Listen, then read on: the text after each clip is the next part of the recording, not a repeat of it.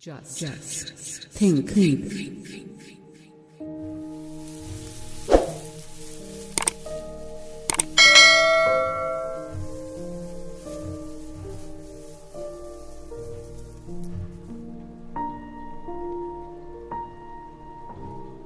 गुलामगिरी, slavery.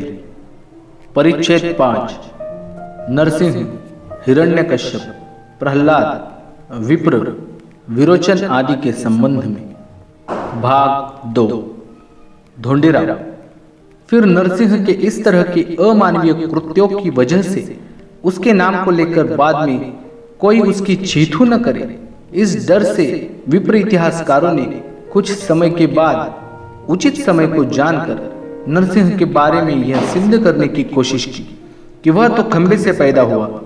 इस तरह उसके नाम के साथ कई झूठ मूठ की कल्पनाएं गढ़कर इतिहास में घुसेड़ दी गई होंगी। ज्योतिराव। हाँ, इसमें भी कोई संदेह नहीं, क्योंकि यदि वह खंबे से पैदा हुआ यह कहा जाए, तब उसकी गर्भ की नाल दूसरे किस व्यक्ति ने काटी होगी और उसके मुंह में दूध का स्तन दिए बगैर यह कैसे जिया होगा। बाद में वह किसी न किसी दाई का या बाहर का दूध पिए बगैर छोटे से बड़ा कैसे हुआ होगा। शायद ये भी हो सकता है यदि यह कहा जाए, लेकिन सृष्टि में इस तरह के कुछ भी घटते हुए नहीं दिखाई देता। यह तो सृष्टि क्रम के विरुद्ध ही है। इन लापरवाह विप्र ग्रंथकारों ने नरसिंह को एकदम लकड़ियों के खंभों से पैदा करवाते ही बगैर किसी की सहायता के अपने आप ही इतना शक्तिशाली दाढ़ी मूंछ वाला अक्ल का दुश्मन बना दिया कि उसने तुरंत ही हिरण्यकश्यप की हत्या कर डाली। हाय, जो पिता अपनी समझ के अनुसार पितृधर्म की भावना को अपने मन में जगाकर केवल शुद्ध ममता से अपने स्वयं के पुत्र का मन सच्चे धर्म में लगाने का प्रयास कर रहा था, उस पिता को आदि नारायण के अवतार द्वारा मार दिया जाना क्या सही में उचित था? इस तरह का अमानवीय कुकर्म अज्ञानी मनुष्य का अवतार भी शायद ही करेगा। आदि नारायण का अवतार होने की वजह से उसे चाहिए था कि वह हिरण्यकश्यप को दर्शन देकर यह विश्वास दिलाता कि वह आदि नारायण का अवतार है और वह पिता पुत्र में सुलह करवाने आया है। लेकिन ऐसा न कर उसने हिरण्यकश्यप को उपदेश देकर उसको समझा नहीं पाया, तो फिर वह उस सबकी बुद्धि का दाता कैसे? इससे यह सिद्ध होता है कि नरसिंह में किसी सामान्य स्त्री से भी कम अक्ल थी। फिलहाल हिंदुस्तान में अमेरिकी और यूरोपियन मिशनरियों ने यहाँ के कई युवाओं को ख्रिस्ती बना लिया, किंतु उनमें से किसी ने भी किसी ख्रिस्ती युवक के पिता की हत्या नहीं की। यह कितना बड़ा आश्चर्य है। ढोंडीराव।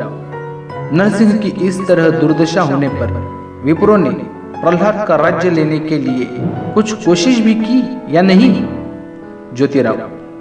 विप्रों ने प्रहलाद का राज्य हड़पने के लिए कई तरह के लुके छिपे प्रयास किए, किंतु उन लोगों को इसमें कोई कामयाबी नहीं मिली। चूंकि बाद में प्रहलाद की आंखें खुल गई और उसको विप्रो की कुटिलता स्पष्ट रूप से दिखाई देने लगी, तब से प्रहलाद ने विप्रो पर किसी भी तरह का भरोसा करना छोड़ दिया और सभी लोगों से केवल ऊपरी दिखावे का स्नेह रखकर अपने राज्य की उचित व्यवस्था योग्य प्रतिबंध करके मर गया। उसके मरने के बाद उसी के बेटे विरोचन ने अपने राज्य को संभालते हुए उस राज्य को बलशाली बनाते हुए अंतिम सांस ली।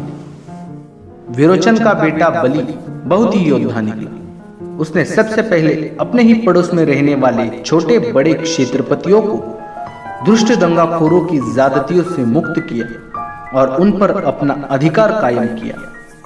बाद में उसने अपने राज्य को बढ़ाने की दिनों दिन कोशिश की। उस समय विप्रो का मुखिया बटू वामन था।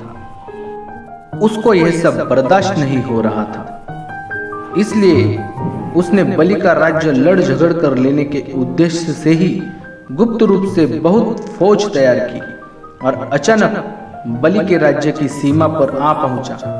वामन बहुत ही लोभी, साहसी और अड़ियल दिमाग वाला था। Thanks for watching video.